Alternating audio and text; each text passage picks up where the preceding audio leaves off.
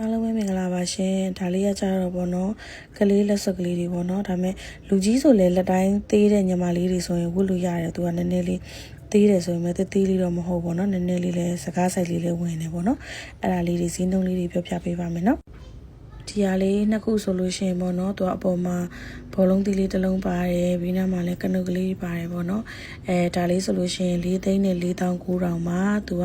ရွှေလေးတော့နည်းနည်းပါတယ်ရှင်အောက်ကဖောင်းအယိုးလေးလည်းနည်းနည်းတောင်းနေပေါ့နော်ဒါလေးက4သိန်း4,900မှာဒါလေးကကျတော့ခုနပုံစံမျိုးလေးပဲခုနပုံစံလေးပဲဒါပေမဲ့လက်တိုင်းလေးနည်းနည်းကြီးတယ်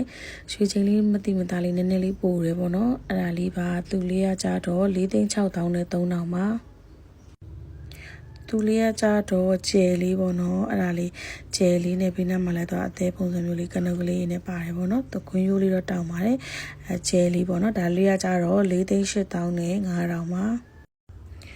သူလေးကကြတော့အသေးပုံစံမျိုးလေးနော်အသေးပုံစံမျိုးလေးကိုမှဘေးတန်းလေးတွေနဲ့ပေါ့နော်ဒါလေးလည်းသူအောက်ရိုးလေးတောင်းနေပေါ့ဒါလေးလည်းရှိပါတယ်သူလေးကကြတော့4သိန်းနဲ့1,000ခွဲပါရှင့်